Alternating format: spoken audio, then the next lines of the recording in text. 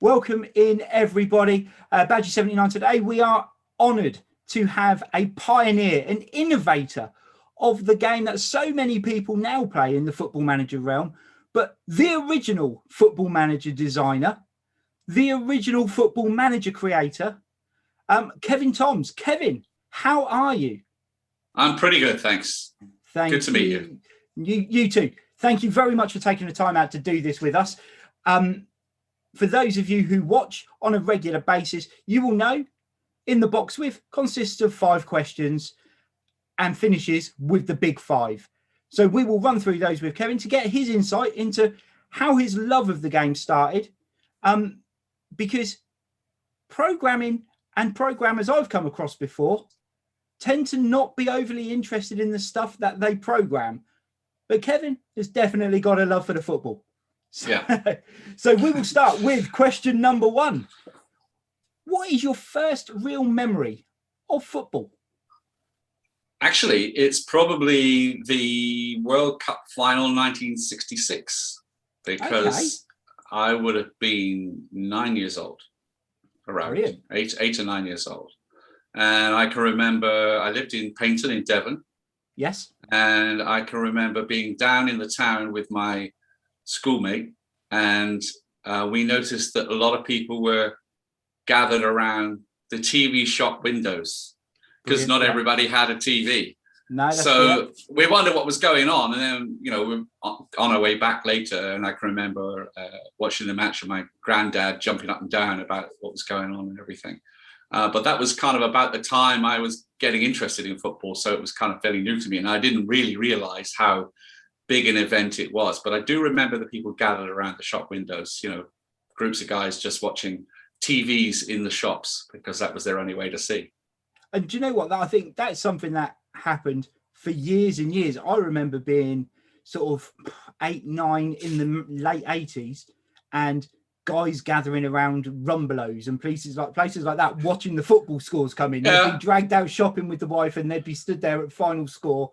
I think it was probably Dickie Davis or Des Lynam at that point, going through the football results coming through, and all the guys had left the wife in the town at 4:45. I can imagine, rather than waiting in a shop, you can at least watch something interesting. Yeah, exactly. Yeah. Okay, so that kind of covers off also the second one. So first major international tournament you remember, obviously 66 World Cup. And I mean, is that your kind of overriding memory of it, that image of everybody being gathered around the shop window looking in? Yeah, and my granddad, jumping up and down during the cup final, because it was not what he normally did, so so I can remember that as well, so that's the most I remember. And I think it was in black and white. Yeah, majority of it was, Must have been, Brilliant. Yeah. So when you played football, what would you say was your position? Where did you play? Well, I played in different positions, but the one position that I really liked, which I had to give up later, was goalkeeper, because I'm very tall, and I was very, very agile at the time as well. So it was a good sort of good reflexes, a good position for me to be in. I had to give it up when I was about 12 or 13, because unfortunately, bad thing for a goalkeeper, I became short-sighted, which is really bad for a goalkeeper. So the ability to see the ball well enough to save it started to fade, and that's pretty critical. And it was before the time of contact lenses being available widely, soft contact lenses and things like that. So it was that was pretty much damaging to my goalkeeping. And I went outfield, played outfield more, and I used to play 2 positions. I mean, I used to sometimes be in an attacking role because I was fast. So then I also started playing in defense, because again, being tall and agile, I can remember players passing me with the ball and thinking they'd beaten me, and then my leg came round and just tackle them with fairly, because I had such long legs and I could twist around and just take the ball off them. So they used to get really frustrated by that when they thought the they'd last ditch tackle, essentially. Yeah. It's good at that. Yeah. Brilliant. Okay. The goalkeeping side of things, the short side, I'm sure there are some goalkeepers nowadays who possibly live with the same sort of situation, and they don't bother with contact lenses either. But you're talking about their performances, maybe a slight on some goalkeepers, but there are definitely question marks around some of them at points in time. I think they get their eyesight questioned by the crowd quite often. Yes, yeah. I think a lot of like referees. Like referees, and I think a lot of them have been quite lucky with no fans in the ground for the last year, because they kind of got away with it a little bit more. Yeah. So if there was one thing on question 4, if there was one thing that you could have done that you think would have improved your ability as a footballer, what would it have been? Now, obviously, nowadays it would have been get the contact lenses and carry on.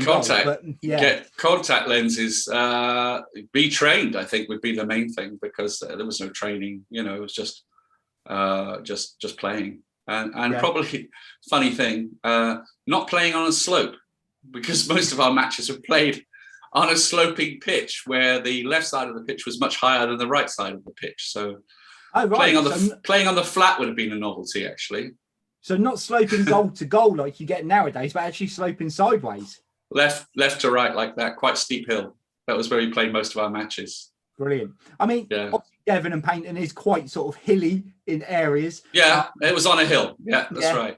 I've steep got family in Brixham, so I've been a few times. I know the area. It's a lot of walking, whether you like it or not. It's not great if you're going to walk up to the top of those hills. No, some of them are very steep. Yeah. Brilliant. Okay, so number 5. So in your opinion, Kevin, what are the 5 key attributes needed to make the complete footballer? So we're not talking specific to a position, but things that you think should be the first go-tos for someone to be the best.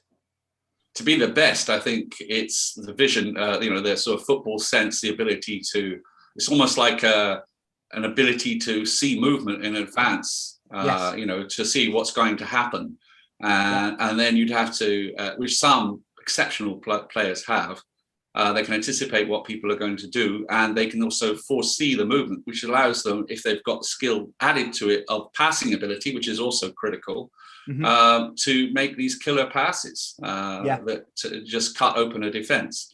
And with the perfect weighting of the ball, you see it plenty of times with certain players in the Premier League, and it's really impressive. Just to make it clip past the defender and yet fall at the feet of the attacker, for example. That's definitely one. I think pace, speed is a real attribute.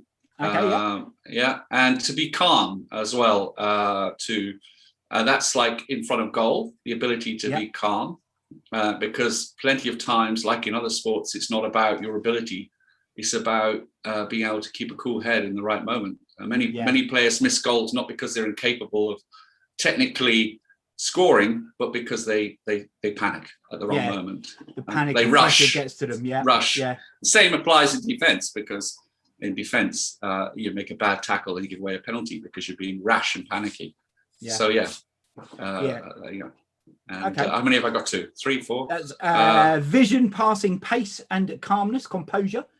So fitness, of course, so that they don't fade out, and leadership as well, because a leader, definitely a player. If you see a team that's under pressure and they haven't got a leader in the team, it's really noticeable. But somebody who can G everybody up when their heads are dropping, that's a real asset to a team as well. Definitely. So that's sort of a hungry kind of desire to win that also adds leadership to it. Definitely. That mental attribute is huge, I think. And mental strength. So many players don't have it, and they look to someone else. And I think it's also, when you were saying the composure and the calmness in front of goal, I think one of the key things there is the amount of players you go through, and they talk about instinctive strikers, but it's almost as though those instinctive strikers don't really exist anymore. You used to have your Gary Linekers who would just do everything in the penalty box, and that would be it. But now you're expecting your strikers to be able to run beyond the defender, so they've got time to think about what they're going to do. So they've got to have that calmness and that composure when they get in front of goal. Yeah. Otherwise, Yeah. everything's going to end up in the crowd. And, Yeah. And currently, there's no one to throw the ball back. So That's true. Yeah, and you see people like Kane, the way he takes his opportunities, whatever Yes. they are. He's got a very cool head, and also just in the moment works out which thing to do. I mean, Yes. that's pretty impressive as well. Yeah. So, yeah. And the vision as well. I mean, you sort of talked about sort of Positioning. the attacking side of it. Yeah. Yeah. But it's the aware, because the vision encompasses that awareness as well, doesn't it? So it covers whether you're in defence, you can anticipate what's happening, as you say. You can anticipate the movement of the opposition, but also as your own players. So, I mean, that's a fantastic one to have. And I love that you've picked passing, because that from my point of view, that's the one that's always got to be the key one, because having all of the other attributes, if you can't pass a ball, no, you're not going to get very far. If you spend your time watching Premier League and international football, and then you go and watch amateur football, then you start to remember why passing is so important. Because people have great ideas about what to do, but they can't execute them. Yes. They miss the player they're passing to, or they just mishit it too hard or whatever. And a lot of moves fall down just because of that lack of technical ability. Yeah, exactly. Passing is critical. Yeah, and I think equally, if you can pass a ball 20 yards accurately, you're normally not too bad at shooting, because if you can pick a spot, you can pick a spot. So I think, they work across brilliantly. Fantastic. Kevin, that has been an absolute pleasure to have you on. Guys, if you are not already aware of the Football Manager game, now I'm fully aware that some people aren't as old as I am, so would never have sampled them. But you can obtain the upgraded version still on iOS Renewed. and on Android.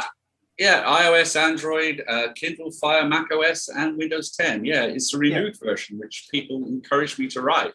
So it's easy to find on any app store just by my name, Kevin Toms, actually.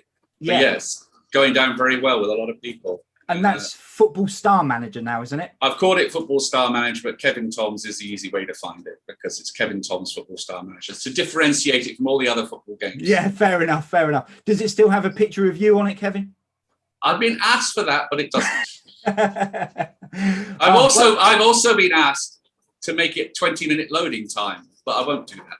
What with the in the background? Like it used to be on it used to be on tape, and I've refused to do that. Yeah. No, that's probably a good thing nowadays. I don't think people now, children and youngsters who would play it now, probably don't have the patience of a generation gone. It's not an asset. It's not an asset. Brilliant. Thank you very much for being on the show today, Kevin. Guys, as I say, go and check it out on all of your different app stores and devices. Kevin Toms Football Star Manager. For now, though, we will say goodbye. Kevin, it has been, as I say, it's been a pleasure, and an innovator and a pioneer of the game that we all play nowadays. But guys, it's well worth checking out how it used to be done. Yeah, the roots. Brilliant. Exactly, back to the roots. Thank you very much, Kevin. Okay, thank you. Pleasure. Thanks.